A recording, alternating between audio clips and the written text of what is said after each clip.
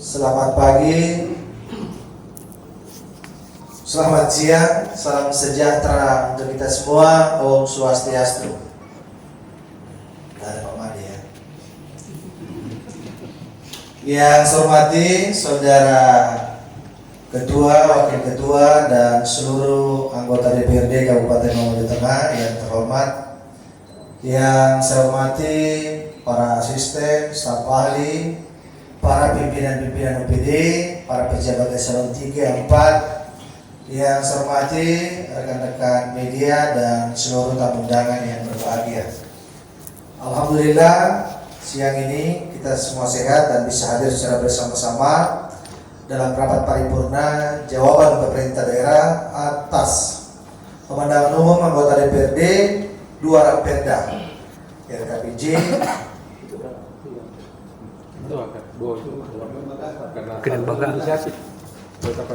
dua LKPJ dan kelembagaan. Bapak Ibu sekalian, saya juga mengajak kepada kita semua untuk selalu berselawat kepada baginda kita Muhammad SAW, khususnya umat Muslim. Semoga kita nantinya akan mendapatkan syafaat dari beliau. Amin. Bapak Ibu sekalian yang saya hormati, kami ingin membacakan beberapa poin jawaban-jawaban dari pemerintah daerah terkait dengan pemandangan umum. Pertama, terkait dengan tata kelola pemerintahan, reformasi, dan birokrasi. Fraksi Partai Demokrat mengapresiasi upaya digitalisasi layanan publik seperti pembentukan unit pelayanan teknis daerah, Public Safety Center (PSG) 119 Pabeta, dan penerapan sertifikat elektronik. Kemudian dapat kami sampaikan pembentukan unit pelaksanaan daerah Public Safety Center 119 Pabeta merupakan langkah strategi dalam memperkuat layanan kedaruratan yang cepat, terpadu, dan responsif. Kehadiran PSG 119 diharapkan mampu meningkatkan akses masyarakat terhadap layanan kesehatan darurat sekaligus mempercepat koordinasi lintas sektor dalam penanganan kejadian kritis. Selanjutnya, penerapan sertifikat elektronik dan tata kelola pemerintah menjadi bagian penting dalam mewujudkan sistem administrasi yang efisien, transparan, dan akuntabel. Digitalisasi ini tidak hanya mempercepat proses pelayanan, tetapi juga menjamin keamanan dokumen serta mengurangi ketergantungan pada proses manual ke depan. Kemarin ini sebenarnya kita mau integrasikan dengan layanan di Polres itu. Berapa di sana? 110. Kita 119. Jadi terkait dengan ini sosialisasinya ke publik, ke masyarakat ketika ada masalah tentang kriminal atau bantuan-bantuan yang berkaitan dengan penegakan hukum, maka teleponnya di wilayah Mamuju Tengah 110 pasti Polres yang angkat. Nah, begitupun dengan 119 ini larinya ke PSG. Kemudian yang berikut adalah menyoroti adanya hambatan dan proses perizinan bangunan IMB SLF yang masih terkendala birokrasi panjang sehingga diperlukan akselerasi sistem online yang lebih transparan. Menanggapi hal tersebut, pemerintah daerah menyadari bahwa optimalisasi pelayanan perizinan merupakan bagian penting dalam menciptakan iklim investasi yang kondusif serta memberikan kemudahan kepada masyarakat. Oleh karena itu, sebagai langkah perbaikan terus dilakukan, salah satunya adalah melalui percepatan implementasi sistem perizinan berbasis online yang terintegrasi transparan. Sistem ini diharapkan mampu memangkas rantai birokrasi, meningkatkan kecepatan proses pelayanan, serta meminimalisir potensi hambatan administrasi. Selain itu, pemerintah daerah juga melakukan penguatan kapasitas sumber daya manusia, penyederhanaan prosedur, serta meningkatkan koordinasi antara perangkat daerah Upaya ini bertujuan untuk memastikan bahwa proses perizinan dapat berjalan lebih efektif, efisien, dan akuntabel. Ya, memang ini kami pun meminta agar dibuatkan standar SOP-nya. Jadi kalau masyarakat kita mengurus perizinan, itu harusnya dokumennya selesai kira-kira contoh 3 hari. Nah, dibuka listnya di sini, ini menjadi perhatian. Kalau 3 hari tidak selesai, maka boleh dikembalikan dengan alasan bahwa ada dokumen yang memang sangat kita butuhkan, sehingga perizinan ini tidak bisa diproses. Ada kepastian terhadap masyarakat kita. Yang berikut, ketahanan bencana dan sosial. Mamuju tengah memiliki risiko bencana multibahaya yang tinggi, dengan potensi penduduk terpapar mencapai 143.274 jiwa, terutama di Kecamatan Topoyo. Fraksi Demokrat mendesak pemerintah untuk lebih serius dalam mitigasi peningkatan kapasitas masyarakat dalam menghadapi bencana. Baik, kami menyadari bahwa kondisi geografis dan karakteristik wilayah menjadi daerah ini memiliki potensi kerawanan bencana yang cukup tinggi, termasuk di Kecamatan Topoyo yang memiliki potensi paparan terbesar. Oleh karena itu, upaya mitigasi bencana peningkatan kapasitas masyarakat menjadi prioritas dalam penyelenggaraan pemerintah daerah. Pemerintah daerah terus berupaya memperkuat langkah-langkah mitigasi melalui penyusunan peta risiko bencana, penguatan sistem peringatan dini, serta peningkatan kapasitas kesiapsiagaan melalui edukasi dan simulasi bencana kepada masyarakat. Selain itu, koordinasi dengan instansi terkait termasuk Badan Penanggulangan Bencana Daerah terus ditingkatkan guna memastikan respon yang cepat dan tepat dalam menghadapi potensi bencana. Yang berikut, fraksi Partai Demokrat juga mencatat pentingnya penguatan sistem pelaporan sistem melalui aplikasi terpadu DTSEN untuk memastikan bantuan sosial. DTSN, ya, DTSN bisa juga ya, atau salah DTSN. Kami sependapat bahwa berdasarkan sistem pelaporan sistem yang terintegrasi dan akurat merupakan kunci dalam memastikan penyaluran bantuan sosial yang tepat sasaran, transparansi, dan akuntabel. Oleh karena itu, pemerintah daerah terus berupaya mengoptimalkan manfaat DTSN melalui peningkatan kualitas desa, pemutahiran secara berkala, serta penguatan koordinasi antara pemerintah desa, kecamatan, perangkat daerah. Selain itu, kami juga mendorong peningkatan kapasitas aparatur dalam pengolahan data sosial berbasis digital, sehingga proses verifikasi, validasi, dan penerimaan bantuan dapat dilakukan secara cepat, tepat, partisipatif, dan juga mendorong melalui mekanisme pelaporan dan pengaduan yang lebih mudah diakses. Tadi ini saya berdiskusi dengan perumahan dan desa terkait dengan bantuan BSPS perumahan yang masuk desil 1 dan desil 4. Ada ditemukan di lapangan yang layak menerima tapi desilnya masuk ke 5 dan 6 dan seterusnya. Jadi data kita ini masih perlu diperbaiki, masih perlu diupdate, karena terkadang ketidakcocokan itu faktual dan data yang harus diterima. Di lain sisi, sekarang ini kita menjalankan program itu by system. Jadi kalau tidak ketemu desilnya sekarang pemerintah menerapkan bantuan itu menggunakan desil. Kalau di perumahan itu 1 sampai 4 ya, desil 1 sampai desil 4. Tapi fakta di lapangan masih ditemukan desil 5, 6 lebih layak daripada desil 1, 2, 3, dan 4. Nah, saya dapat informasi updating data di desa itu per tanggal 15. Jadi kami carikan solusinya karena ada 2 desa yang tidak bisa ketemu datanya dengan perumahan rakyat. Sementara di sisi lain program bantuan pemerintah terkait dengan BSPS ini harus jalan tahap pertama. Ini mengindikasikan bahwa pemerintah daerah Kabupaten Maluku Tengah serius dalam menjalankan program pemerintah menggunakan sistem aplikasi itu, by system.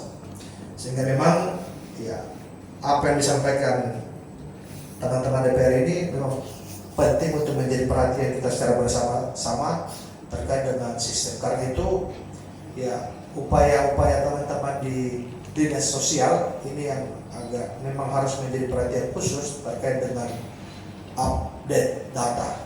Saya kasih informasi sedikit bagi teman-teman DPRD. Saya berkunjung ke Kemensos bulan kemarin. Ini memang data BPS, data BPJS kita nonaktif di pusat itu lumayan besar. Ada total 11 juta di seluruh Indonesia yang nonaktif, termasuk yang ada di Maluku Tengah. Dan setelah melihat data, ternyata Maluku Tengah itu over kurang lebih 15.000. Jadi menurut pemerintah pusat, kami sudah membantu daerah itu sudah over capacity sekitar 15 ribuan. Saya cari penyebabnya, di mana letak penyebabnya. Ternyata salah satu penyebabnya adalah angka kemiskinan kita yang setiap tahun mengalami penurunan juga mempengaruhi kuota PJS, PBI masuk ke daerah kita. Jadi makin kita menekan angka kemiskinan, makin bagus daerah kita, ternyata BPS juga makin berkurang bantuannya gitu. Jadi di sisi lain, saya mendapatkan informasi dari teman-teman sosial bahwa ada beberapa penerima bantuan di Maluku Tengah ini, ketika bantuan itu berhenti, maka dia berpotensi untuk kembali menjadi miskin, bahkan miskin ekstrim. Sementara kalau kemiskinan ekstrim, data kemiskinan itu turun, maka berpotensi juga pengurangan data itu tadi. Sehingga saya bilang ini hati-hati terkait dengan data, karena memang jangan sampai pengurangan data kemiskinan ini yang menyebabkan munculnya miskin yang baru lagi. Kira-kira karena itu ini teman-teman dinas sosial menjadi perhatian serius. Kemudian yang berikut, dalam urusan pertanian, fraksi Partai Demokrat mencatat adanya kegiatan penanganan dampak perubahan iklim yang tidak terlaksana karena tidak adanya bencana terkait di tahun tersebut. Kami menyarankan agar anggaran tersebut dapat dialihkan secara fleksibel untuk memperkuat sarana produksi pertanian di masa yang akan datang. Kami memahami bahwa tidak terjadinya bencana terkait pada tahun tersebut merupakan kondisi yang patut kita syukuri.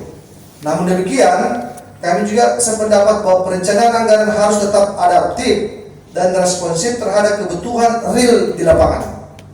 Oleh karena itu, saran untuk mengoptimalkan alokasi anggaran melalui mekanisme yang lebih fleksibel menjadi perhatian serius bagi pemerintah daerah. Kedepan, kami ingin mengkaji kemungkinan penguatan kebijakan dalam pengelolaan anggaran agar dapat lebih dinamis dengan tetap mengacu pada ketentuan peraturan perundang-undangan yang berlaku.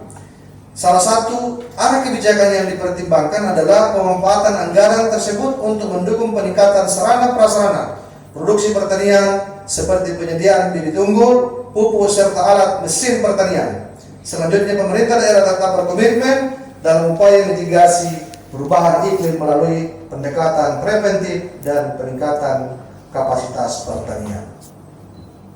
Ya, memang sekarang ini kita justru diminta pemerintah pusat untuk tidak menganggarkan yang namanya Alsintan.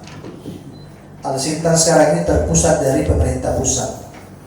Alsintan itu diberikan bagi daerah yang sudah memasukkan usulan-usulan melalui aplikasi, terverifikasi, dan bantuan itu berasal dari pemerintah pusat. Jadi ada namanya di sana itu tidak lelang.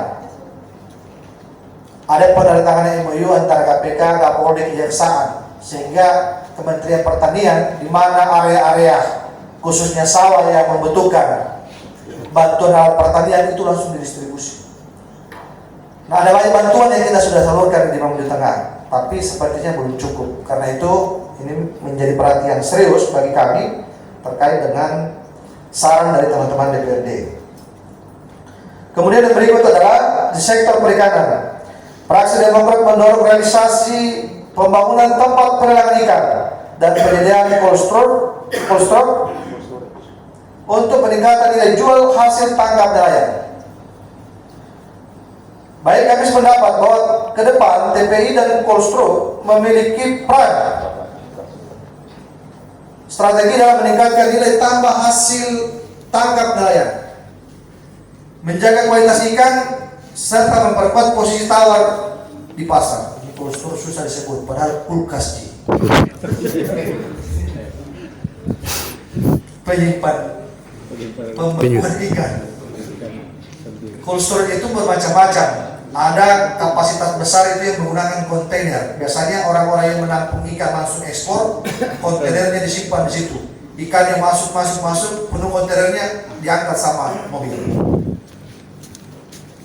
Berikut, fasilitas tersebut juga menjadi bagian penting dalam menciptakan sistem tata niaga terkait dengan lebih tertata, transparan, dan berkelanjutan. Kami kemarin dengan Dinas Perikanan ada.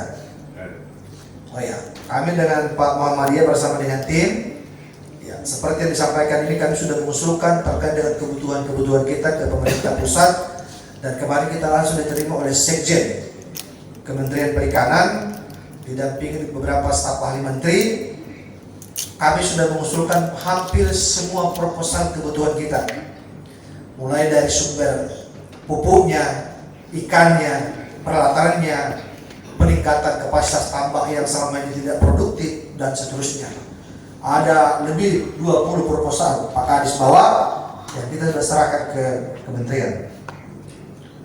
Kemudian yang berikut, fraksi Golkar, Persatuan Gerakan Sejahtera Terhadap PKBJ Kabupaten Mamuju Tengah. Fraksi Golkar Persatuan Gerakan Sejahtera berpendapat bahwa upaya pencapaian kesejahteraan kemakmuran rakyat adalah orientasi dan tujuan utama dan pembangunan, sehingga setiap rupiah yang dianggarkan dalam APBD harus berbanding lurus dengan capaian peningkatan kesejahteraan masyarakat. Karena itu, laporan pertanggungjawaban 2025 bukan hanya pada variabel rasionalisasi angka di setiap mata anggaran, melainkan asas manfaat dan output kebijakan pemerintah daerah. Kami sependapat bahwa setiap rupiah yang dialokasikan dalam APBD harus memberikan dampak yang nyata dan berbanding lurus dengan peningkatan kesejahteraan masyarakat.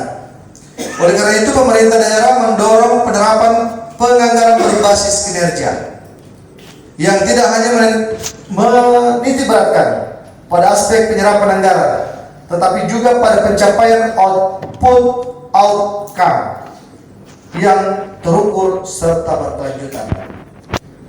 Dalam penyusunan dan pelaksanaan program, kami berupaya memastikan bahwa setiap kebijakan memiliki asas manfaat yang jelas, tepat sasaran, dan mampu menjawab kebutuhan masyarakat.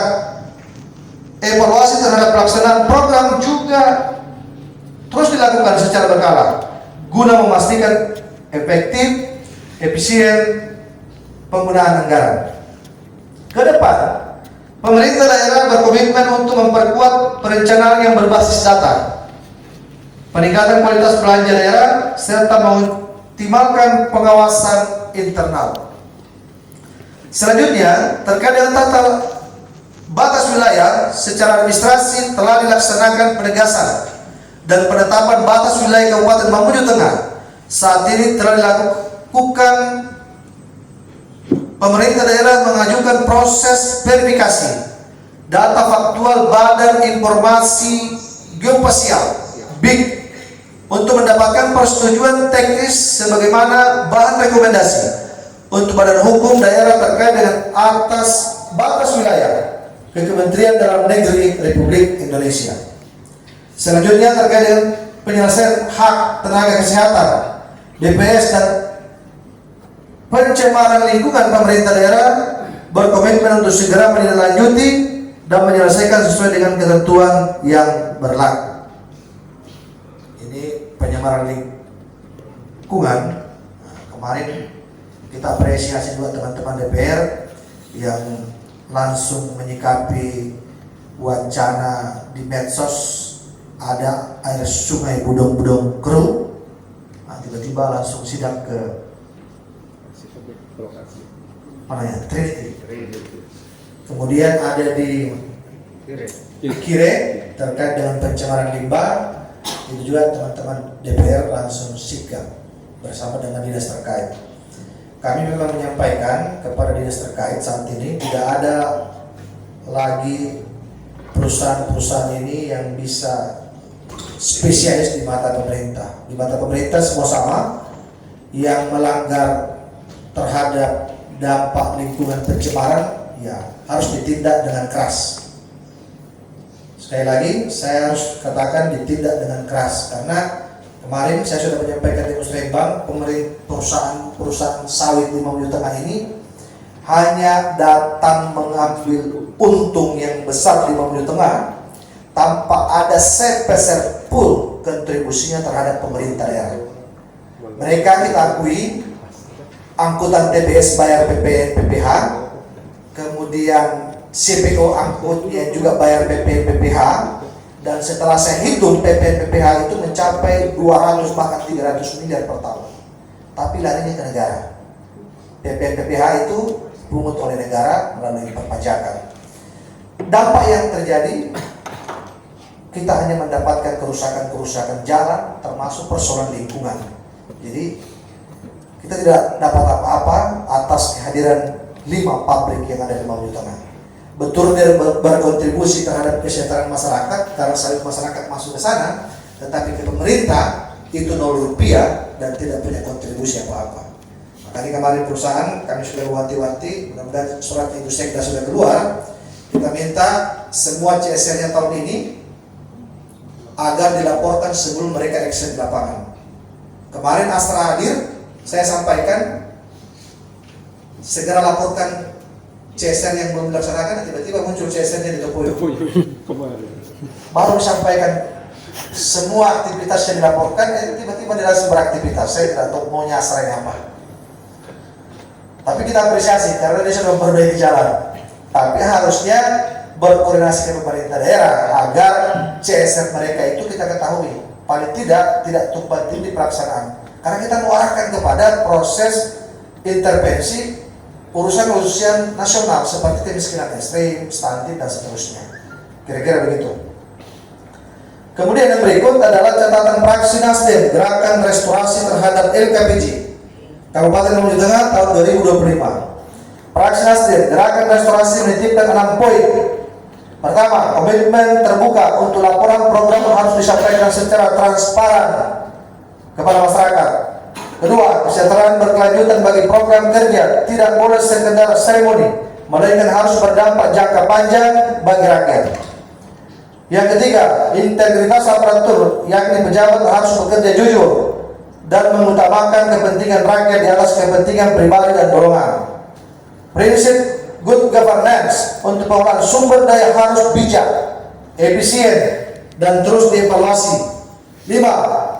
Pemberantasan korupsi agar menjunjung tinggi nilai integritas di seluruh lini pemerintah.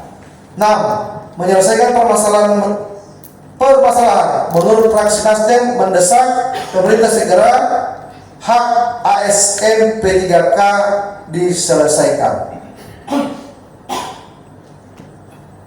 Hak ASN P3K nakes diselesaikan. Mungkin ini yang dimaksud adalah kemarin yang sudah di RDP di DPR ya. Lanjut lagi yang kedua. Lanjut lagi yang kedua. Tapi kemarin kami gambarkan sedikit. Kami ingin menyampaikan kepada teman-teman DPR, sebelum nakes itu diangkat jadi P3K, pemerintah daerah tidak berkontribusi dari APBD sepeser pun masuk ke puskesmas. Yang ada selama ini adalah mereka menggunakan kontrak atau sukarela yang dibiayai langsung oleh puskesmas menggunakan dana BLUT. Proses berjalan, kami menghitung anggaran, ada 3 puskesmas 5 Milo Tengah ini yang tidak mampu menghasilkan PAD untuk membiayai operasional dan gaji mereka.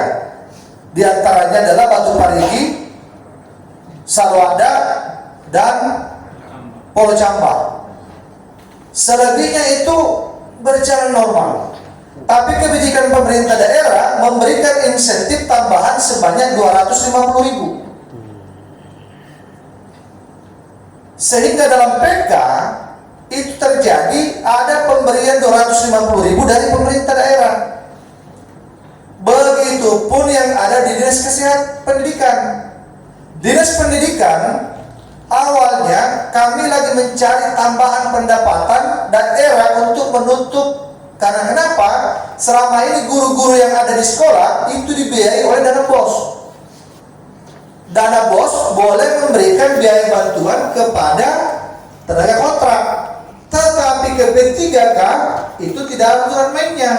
Sehingga ketika berubah menjadi P3K, dana BOS tidak boleh digunakan.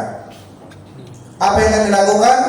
Kami mungkin separuh di Indonesia kepala daerah menyurat ke Kementerian Pendidikan meminta meninjau aturan karena pengangkatan guru yang ada di sana sama dan tenaga kontrak ke P3K sumbernya sama, hanya persoalan namanya yang berbeda.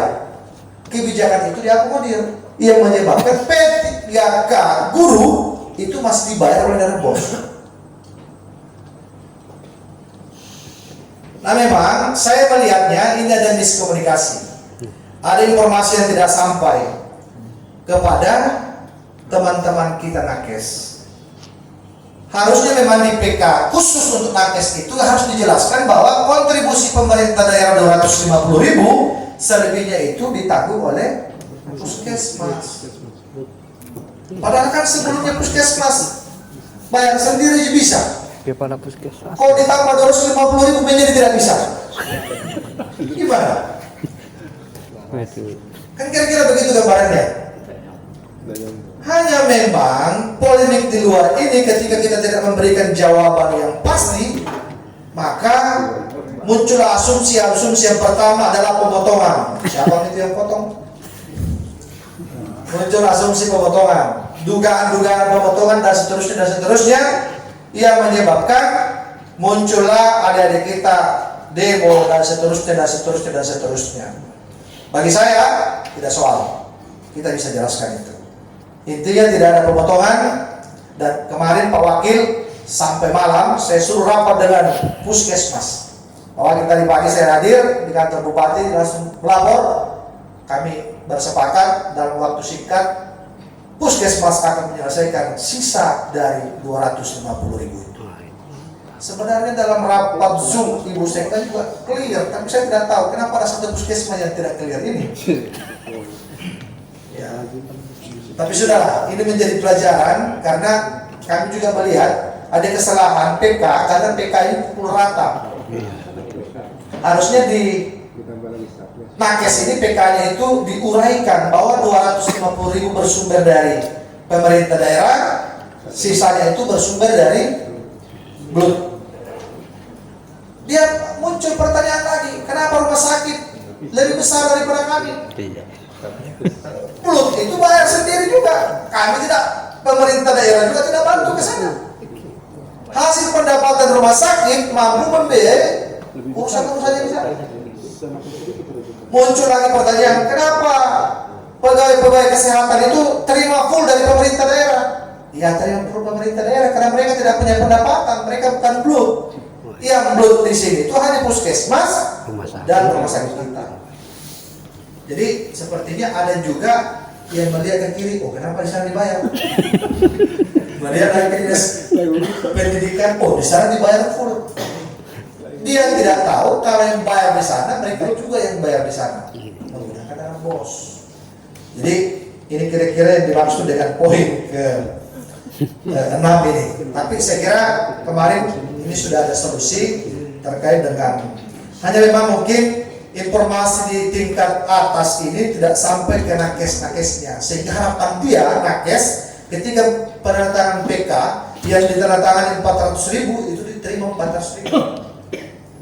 Nah, tapi secara umum penjelasannya seperti itu kira-kira. Intinya pemerintah daerah sudah membantu puskesmas sebanyak 250.000 yang diterima.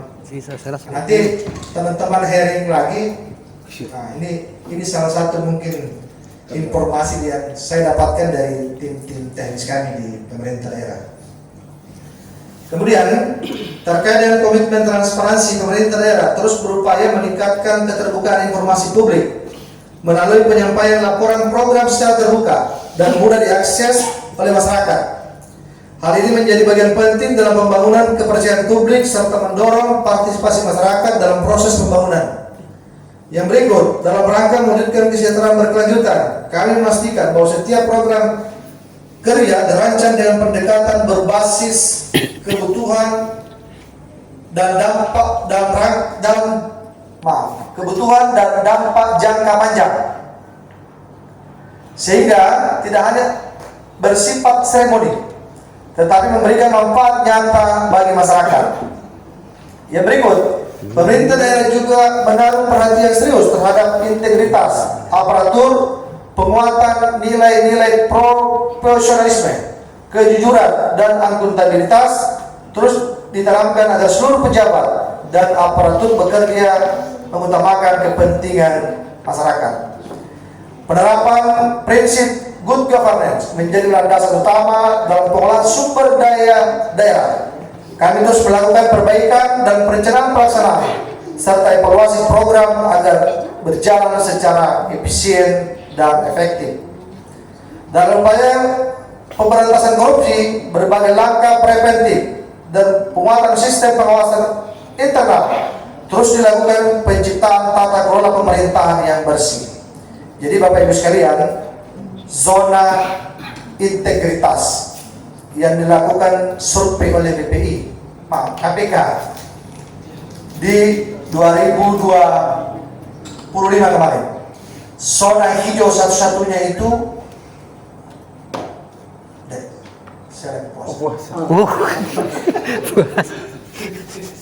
zona satu-satunya itu berada pada hijau, itu ada di Mamuju.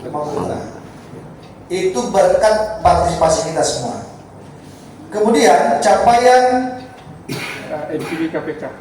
MCP KPK dari tahun sebelumnya 2024 di angka 30% dan terendah di Sulawesi Barat, 2025 kita bisa naikkan urutan kedua di Sulawesi Barat setelah Polman di angka 65%. Bahkan ya, ini tidak boleh main-main teman-teman, kami mau naikkan lagi pencapaian ini.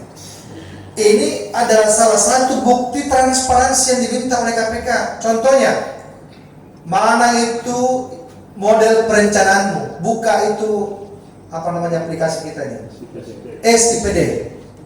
Setelah SPD kita dorong ke sana, dia minta lagi, mana proyek-proyek yang kau usulkan, apakah sama dengan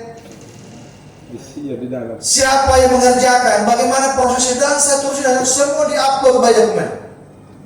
Jadi tim pemerintah daerah memang harus bekerja ekstra untuk mengumpulkan data yang benar-benar adanya, termasuk kesesuaian. Kita ada catatan kecil terkait dengan keterlambatan APBD kita masuk ke DPRD kemarin, kalau tidak salah. Nah, ini menjadi perhatian serius supaya semua ini tepat waktu, karena kita dipantau langsung oleh KPK terkait dengan MCP. Nah, ini MCP kita 65%, saya mungkin target naik 10% lagi, 75. Dan itu lebih berat mungkin buat teman-teman, tapi saya kira harus ada target yang harus kita dapat. Sudah kelas Jawa itu. Ya tidak apa-apa, kita harus berani menarget. Kalau saya kasih lagi 65%, berarti kita sama dengan tahun kemarin. Kita harus naikkan 75% target. Kemudian selanjutnya terkait dengan penyelesaian P3 kesehatan, seperti yang saya sampaikan tadi ya. Berikut fraksi Partai Kebangkitan Bangsa terhadap LKPJ. Kabupaten Mamuju Tengah 2025. Fraksi Partai Kebangkitan Bangsa memberikan beberapa catatan. 1. Kinerja anggaran. Serapan anggaran perlu dianalisis bukan hanya dari sistem persentase, tetapi juga dampak terhadap masyarakat. Pertanyaan dari fraksi PKB, jika DPRD meminta satu hal yang diperbaiki segera, apa yang paling krusial menurut pemerintah di tahun 2025 untuk diperbaiki agar menjadi penyempurnaan di tahun 2026? Kemudian program apa yang belum terrealisasi di tahun 2005 menurut pemerintah? Wah, ini juga nih pertanyaannya PKB. Siapa nih? Pak Anu ya? Pak Imam. Umar Dari Pak Imam. Nur Imam. Oh bukan, oh iya. Risa. ini pertanyaan realistis sesungguhnya. Sebenarnya mereka sudah tahu, tapi dia tanya lagi. Kami berpendapat penilaian kinerja anggaran tidak hanya dilihat dari 3 aspek, tingkatan aspek serapan, tetapi juga dari sejauh mana dampak dirasakan oleh masyarakat. Oleh karena itu, pemerintah daerah terus mendorong penguatan evaluasi berbasis outcome agar setiap program benar-benar memberikan manfaat yang optimal. Menjawab pertanyaan yang disampaikan, hal yang paling krusial untuk segera diperbaiki adalah penguatan kualitas perencanaan, sinkronisasi antara perangkat daerah sehingga pelaksanaan program dapat lebih tepat sasaran dan tepat waktu. Saya tahun kemarin sering-sering ke Jakarta. Kelemahan saya ini data perencanaan ini yang sulit. Bahkan terakhir saya ke Kementerian PU sama Pak Usman, kita di 3 jam di tiap dirjen, saya bingung karena Usman tidak bawa data ini. Jadi saya mempresentasikan bagaimana kondisi sungai Budong-Budong tanpa melihat data, di mana rusaknya, bagaimana itu sungai Budong-Budong. Saya mempresentasikan sepanjang 86 kilo pantai kita, tidak ada datanya, secara nganga saja. Begitupun persoalan jalan di Mamuju Tengah. Ternyata jalan kita ini harus diupdate setiap tahun, baik itu jalan nasional, provinsi dan jalan kabupaten, supaya mereka tahu di sana. Yang terjadi pemerintah daerah tidak update tapi katanya sudah lama. Ya? Tahun ini terupdate. Iya, update kalau begitu. Update kalau begitu. Jadi kenapa demikian? Mereka menginginkan jalan itu satu data. Contoh, jalan di Mamuju Tengah ini ada 1000 kilo. Dari 1000 kilo itu ada 27% yang bagus. Apa itu yang bagus? Jalan aspal dan beton. Sisanya 70% lebih jalannya rusak. Rusaknya gimana? Jalannya rusak parah, rusak sedang, rusak berat. Di mana titik koordinatnya? Mana gambarnya? Mana videonya? Harus begitu sekarang. Buat datanya segera. Sungai juga demikian, pesisir pantai juga sekian, supaya data clear, kita tidak bingung lagi sampai ke sana. Saya bisa mempresentasikan, tapi ketika diminta menunjukkan data, ada datanya. Makanya penting data. Di lain data, perencanaan. Menurut DPU, apa namanya aplikasinya? Satria atau apa? Apa? Setia. Ini saya bilang Satria. Sekarang dibuka ternyata Setia. Apa mata di sini yang lebih tahu karena dia berurusan dengan Setia. Setia. Pertama ini Satria. Aplikasi itu pemerintah daerah diwajibkan mengusulkan perencanaan infrastruktur menggunakan aplikasi sekarang, by system. Tapi yang kita usulkan tidak dilandasi dengan perencanaan, sama dengan bohong. Makanya dia bilang jangan berharap sekarang dapat program kalau tidak melalui aplikasi itu. Saya bilang bagaimana kalau ada orang-orang di atas yang bisa tarik kita naik? Dia bilang ya nanti dia akan kembali ke sistem. Jadi sekarang ini dalilnya mereka untuk mengurangi belanja Kementerian PU, ya siapa yang tidak lolos di sistem itu nggak dibantu ya. Karena itu saya minta PU ya Jangan dulu membangun, yang penting buat dulu perencanaan semua. Perencanaan sungai seperti apa, pantai seperti apa, jalan seperti apa, masukkan dia di setia, dilengkapi dengan DD-nya. Masukkan dengan perencanaannya. Itu kita lebih mudah, tinggal ke Jakarta, tinggal tunjuk, itu sudah jalan.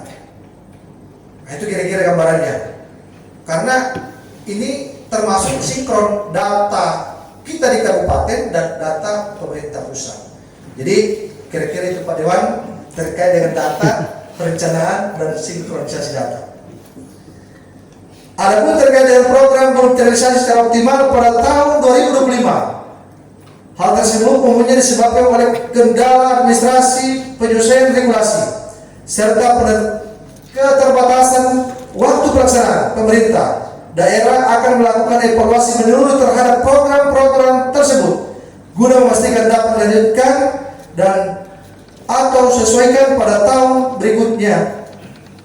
Kami berkomitmen kualitas belanja daerah agar lebih efektif, efisien, dan berdampak langsung kepada kesejahteraan masyarakat.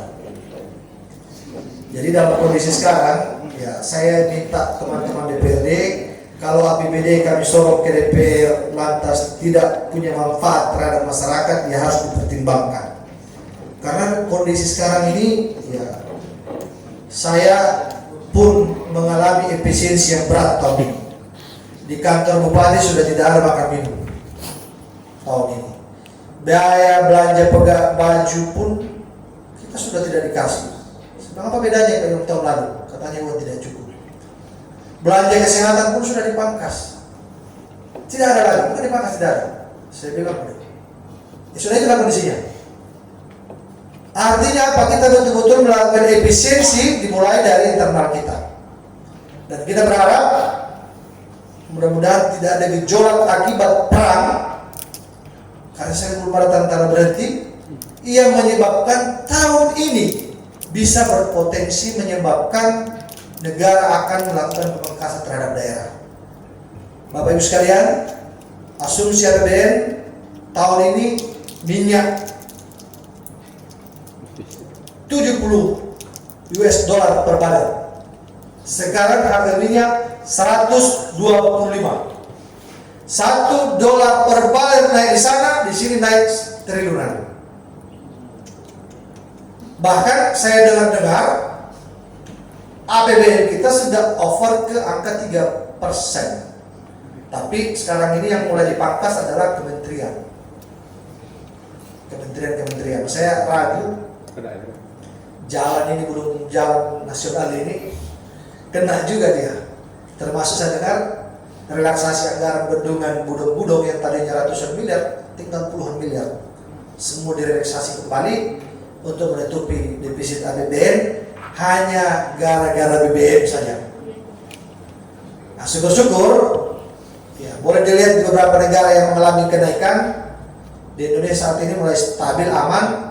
Salah satu penyebabnya adalah kontribusi sumber daya alam kita yang bersumber dari sawit. Makanya tahun ini dipaksakan naik lagi menjadi B50. Kalau sekarang itu B30. Solar kita itu sudah 30% CPO. Ini naik 50%. Solar itu berasal dari CPO. Jadi bahan bakunya itu berasal dari dalam negeri.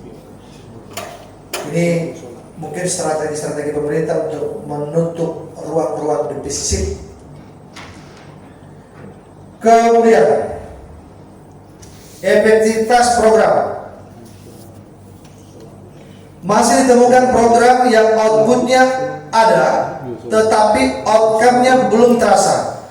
Kami mendorong pemerintah daerah untuk beralih pada pola laporan kegiatan ke laporan hasil nyata. Kami sependapat bahwa keberhasilan pembangunan tidak cukup diukur dari terpenuhnya output kegiatan semata, tetapi harus dapat dilihat dari outcome atau dampak nyata yang dirasakan oleh masyarakat. Oleh karena itu, pemerintah daerah harus terus mendorong pergeseran paradigma dari sekedar pelaporan kegiatan menuju pelaporan berbasis hasil dan manfaat.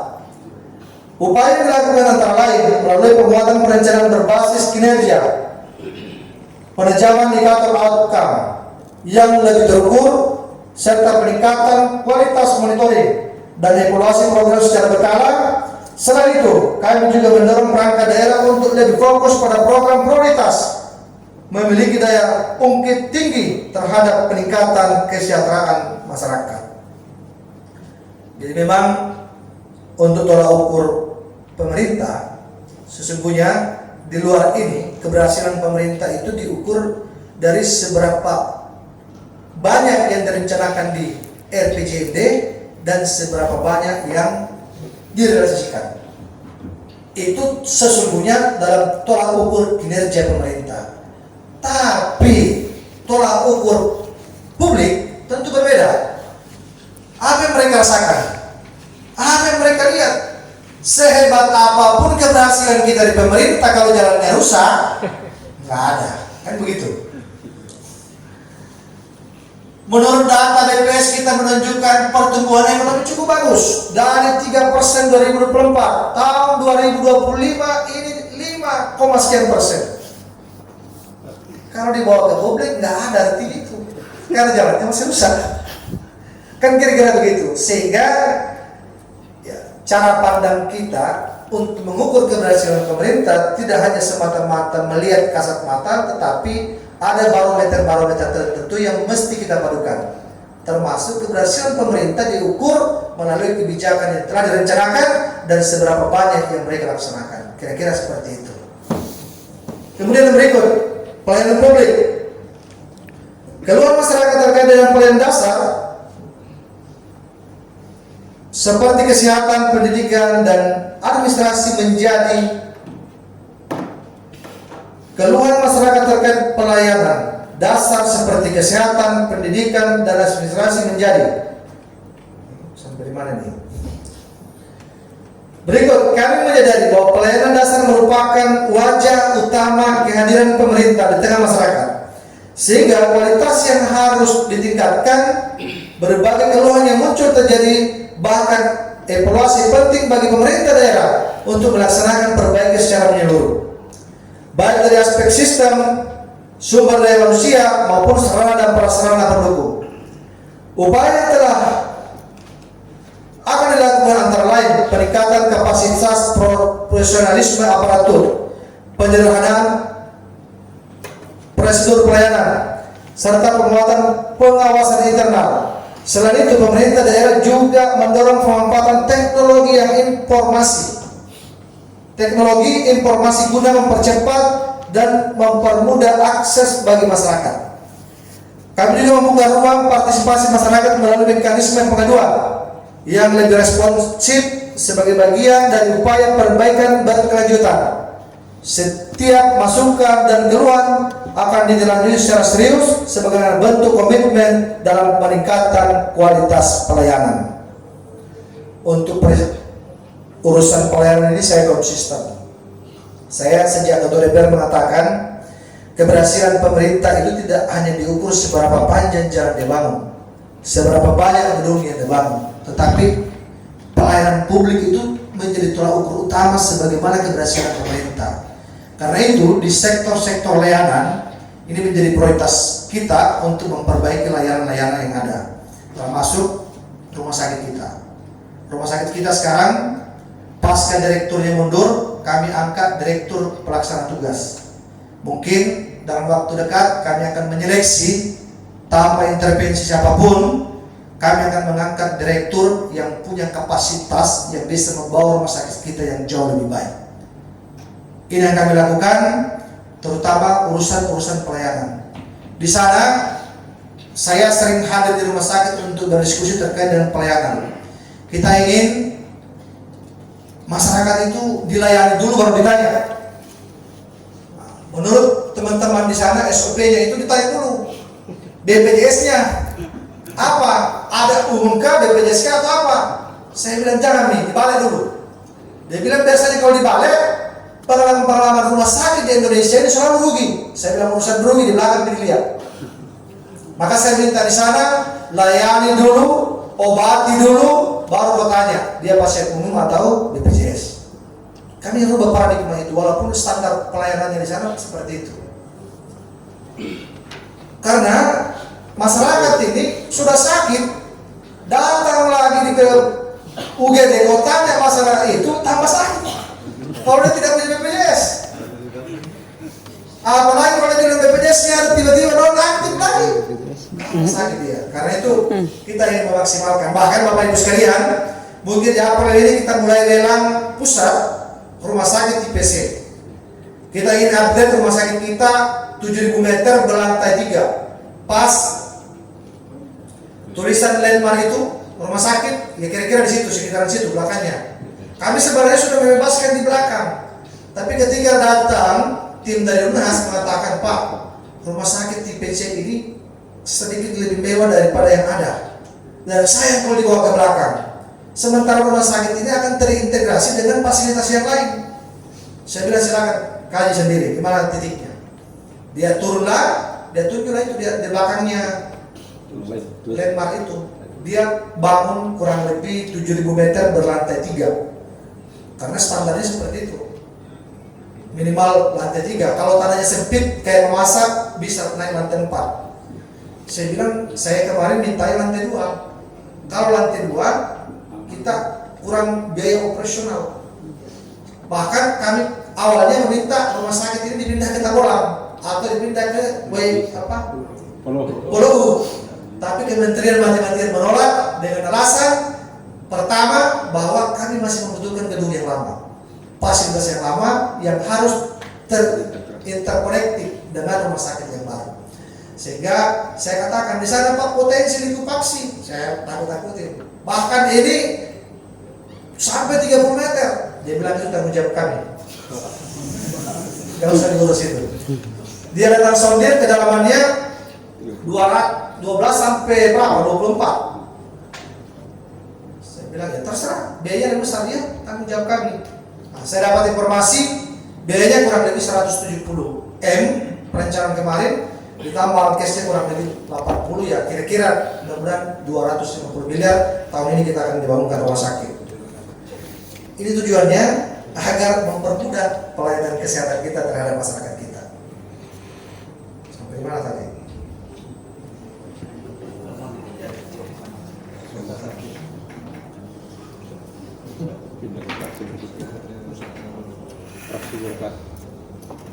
Kemudian pengelolaan pendapatan daerah untuk meminimalisir kebocoran anggaran perlu peningkatan PAD agar sedikit kita dapat tidak tergantung terhadap dana transfer pusat. Sekarang ini kalau melihat belanja BPD kita ketergantungannya 90% lebih ke pemerintah pusat, sehingga butuh kementerian. Makanya pertemuan kemarin saya ajak kita semua teman-teman DPRD, ayo duduk bersama dengan pemerintah daerah untuk memikirkan potensi-potensi pendapatan yang lain. Peningkatan pendapatan asli daerah merupakan langkah strategi dalam memperkuat kemandirian fiskal daerah sekaligus mengurangi ketergantungan terhadap dana transfer dari pemerintah pusat. Upaya ini juga penting untuk meminimalisir potensi kebocoran anggaran melalui pengelolaan yang lebih optimal dan akuntabel. Pemerintah daerah terus mendorong intensifikasi sumber pendapatan antara lain melalui optimalisasi pajak dan retribusi daerah. Ini saya garis bawahi, saya suruh keuangan untuk mengkaji PAD yang bersumber dari PBB. Yang pertama itu khusus untuk perusahaan-perusahaan sawit. PBB-nya dihitung ulang dan itu harus dipertimbangkan. Yang kedua, saya ingin mendorong, ini sudah sebenarnya tahun ini ingin berjalan terkait dengan berbasis data. Ada beberapa data yang kami temukan di Mamuju Tengah, contohnya Tabolang. Tabolang ini satu desa sertifikatnya bergeser. Kami ingin melakukan penataan ulang kembali, melahirkan sertifikat baru tanpa adanya permasalahan perbatasan lagi, tidak ada lagi pergeseran, sehingga orang yang tidak bayar pajak, yang bayar pajak itu akan ketahuan di sistem kita. Nah, hanya memang saya lihat progresnya melambat karena support dari BPN juga sepertinya tidak begitu support. Ini menjadi tantangan kita. Tapi saya kira ini penting, termasuk Bapak Ibu sekalian.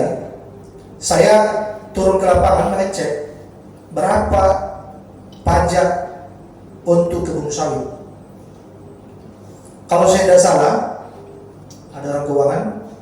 Kalau saya tidak salah, 1 hektarnya itu hanya 90.000. 1 hektar sawit itu hanya 90.000. Pertanyaannya, apakah realistis dengan kondisi sekarang? 1 hektar sawit, saya mau tanya dulu Pak Umar. Pak Umar, berapa menurut Anda sawitnya 1 hektar dalam 1 bulan? Hasilnya dalam 1 hektar? Sekali panen itu kan lebih sekali panen. Berarti 2 kali. Sekali panen Per hektarnya sekitar 2 ton. 5 juta. Oke, 5 juta kali 2, 10 juta bersih ya. Kotor. Kita buang 30%. Berarti 7 juta. Ya. 7 juta kali 12 bulan. 70, 84. 84 juta, bapaknya baru 90.000. Gimana menurutnya? Keringat sekarang. Inilah yang saya minta kepada teman-teman untuk melakukan kajian, kemudian melakukan sosialisasi. Sebenarnya bayar 1 juta pun nggak apa-apa. Sawit kita berhasil, kan kira-kira begitu. Nah, Bapak Ibu sekalian, PPP 2 di Mamuju Tengah, kita hanya mendapatkan kontribusi dari seluruh perpajakan PPP 2 itu hanya 4,9 miliar. Untuk menutup BPJS saja kita tidak mampu. Sehingga inilah yang saya minta lakukan kajian untuk menghitung ulang khusus untuk perusahaan sawit, pabrik, dan sawit. Jadi baru 1 ini, baru Omar. Nanti kalau saya tanya Rudi kayaknya lebih mahal dia ini. Apalagi kalau masuk saya tanya, Standar lebih mahal lagi kayaknya. Beda-beda tempatnya tau. Udah bisa. Saleh, Motopoyo, udah bodong, masuk harus. Kalau saya tanya pasti berbeda-beda ini. Kalau dirata-ratakan, 90.000 itu sangat murah. Bayangkan Pak, 80 juta kita terima hanya 90.000. Kecil. Dan kita akan berkomitmen untuk menggratiskan pajak bagi masyarakat kita yang tidak mampu. Itu komitmen kita. Sampai mana tadi? Kemudian yang berikut adalah pemanfaatan aset daerah serta pengembangan potensi ekonomi lokal. Selain itu, penguatan sistem pengelolaan pendapatan berbasis digital juga menjadi prioritas untuk meningkatkan transparansi dan akuntabilitas pendapatan. Bapak Ibu sekalian, penggunaan QRIS terbaik di Sulawesi itu Mamuju urutan berapa? Itu pertama. Kalau di Sumbar kita yang pertama. Artinya apa? Semua pembayaran masyarakat menggunakan pajak itu sudah di angka 80-90% pakai QRIS bayarnya atau pakai by transfer. Tidak lagi kita menggunakan sistem kurir sama zamannya Saulego. Informasinya di Saulego masyarakat bayar pajak. Tanya Pak Dusun, oke, saya pungut. Tanya Pak Desa, iya pungut. Tapi tidak sampai di sini. Kemana disampainya? Zaman dulu Bapak. Sebelum Baura. Ini yang kita tidak inginkan lagi, mata rantai yang ini yang menyebabkan bocor. Sehingga kita menggunakan transparansi dengan menggunakan metode teknologi tadi itu. Dan alhamdulillah apresiasi penggunaan QRIS di Sumbar itu berada di Mamuju Tengah, terbaik di Sulawesi. Bahkan penggunaan transparansi pembayaran pajak kita juga demikian. Karena itu ya tetap kita dorong bagi teman-teman penyelenggara di sana untuk melakukan hal digitalisasi. Tinggal 3 lembar. Catatan praksi amanat perjuangan terhadap LKPD Kabupaten Mamuju Tengah tahun 2025. Praksi amanat perjuangan memberikan beberapa pandangan seluruhnya. Seluruh proses pemerintah harus memiliki prinsip kepentingan serta mendukung efektif dan efisien pemerintah. Kami sependapat bahwa seluruh proses pemerintah harus berorientasi pada kepentingan masyarakat sebagai tujuan utama pembangunan daerah. Oleh karena itu, pemerintah daerah harus berupaya memastikan setiap kebijakan program dan kegiatan yang dilaksanakan mampu memberikan manfaat yang nyata serta menjawab kebutuhan masyarakat yang tepat. Dalam rangka peningkatan efektivitas efisien pemerintah daerah, mendorong penguatan perencanaan berbasis kinerja, penyederhanaan prosedur birokrasi, serta optimasi manfaatan sumber daya yang tersedia. Jadi kami menyinggung penyederhanaan birokrasi. Makanya kami masukkan juga, walaupun saya di sini kurang-kurang yang bertanya, saya belum lihat di belakang terkait dengan perda kelembagaan kita. Jadi perda kelembagaan kita ini akan memangkas 5 OPD. Ada grade yang kita naikkan, tapi secara menyeluruh S1 akan hilang 5. Tapi kami yakin tidak secara frontal dan tidak akan ada non-job S2. Kami akan step by step, mungkin kami akan berlakukan nanti setelah jalan 2027 yang akan datang. Kami sudah menghitung ada 3 tahun ini pensiun ya. Tahun ini 2, tahun depan saya lah. Oh, ternyata pasti. Ada 3 kalau saya salah tahun ini, ada 2 tahun depan atau kebalik. Ada 5. Sehingga kita ingin mungkin kami tidak akan isi. Kami akan pelaksana tugaskan itu sebentar waktu sambil mengisi kekosongan untuk perampingan, sehingga ya tidak seperti yang terjadi ribut-ribut di sana. Kita bahkan kami sudah menghitung eselon 3 yang akan kita pangkas, yang akan kita tambah. Distribusinya nanti insya Allah tidak akan merugikan teman-teman kita di eselon 2, 3. Tujuannya semata-mata hanya mau untuk efisien. Bayangkan saya dapat informasi ada satu kabak cair rupiah 900.000. Mau diapa di 900.000? Tapi sudah itu. Bahkan saya juga mendapatkan informasi, Pak, gimana saya bisa menjalankan kinerja saya 0 rupiah yang ada di bidang saya. Jadi masih kita temukan banyak di OPD kita itu 0 rupiah. Sehingga inilah yang menyebabkan kami melakukan perampingan. Margin tujuannya adalah ingin efisien, kemudian birokrasinya tidak terlalu berbelit-belit. Ya, kita berharap birokrasi ini bisa kita sederhanakan, terutama di perizinan, dan bisa lebih efisien. Berikut pandangan umum fraksi Demokrat terkait dengan perubahan kelembagaan. Ternyata 2 versi ini. Banyak teman-teman bikin ini.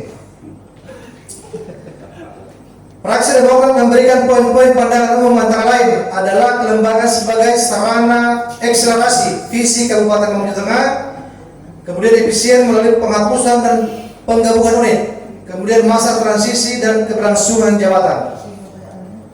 Ya, kira-kira jawabannya seperti yang disampaikan tadi ya. Ya, tidak perlu lagi saya terlalu panjang mengurai, karena kira-kira seperti itu. Cuma nanti saya lihat pertanyaan-pertanyaannya. Yang pasti niat kita melakukan perampingan ini pertama adalah ingin efisien, kemudian kita berharap, tapi dengan perampingan ini harapan kita pelayanan publik kita itu jauh lebih maksimal dibanding dengan sebelum perampingan. Ini tantangan yang sesungguhnya, karena tidak mungkin atau harapan jangan sampai akibat perampingan yang menyebabkan beban kerja yang menyebabkan lambat kita bergerak. Nah, ini yang kita tidak inginkan. Harapan kita efisien, efektif, dan tentu pelayanan publik juga lebih baik. Ini Bapak Ibu sekalian terkait dengan kelembagaan kita, mohon teman-teman DPR support, dan kita berharap pembahasan di DPRD ini bisa berjalan, dan tentu harapan kita adalah tahun 2025 yang akan datang itu sudah kita bisa terapkan. Yang berikut, Partai Nasdem, fraksi Nasdem Gerakan Restorasi ini menyetujui Perda kelembagaan. Oh, mantap ini, belum dibahas sudah setuju. Setuju untuk dibahas maksudnya. Setuju dibahas. Pandangan fraksi Amanat Perjuangan dapat menerima rancangan peraturan untuk dibahas. Nah, saya kira terima kasih. Saya kira itu mungkin Bapak Ibu sekalian yang saya hormati. Kalau masih ada pandangan umum yang belum terjawab di dokumen ini, saya kasih kesempatan sekarang untuk bertanya. Ataukah bisa melalui chat tulisan kepada pemerintah daerah Kesekuan untuk kami jawab lebih lanjut. Ya, kita berharap Mudah-mudahan teman-teman DPRD bisa puas dengan jawaban yang kami sampaikan pada hari ini. Saya kira demikian. Mohon maaf jika ada yang tidak berkenan. Saya wallahu taufiq wal hidayah. Assalamualaikum warahmatullahi wabarakatuh.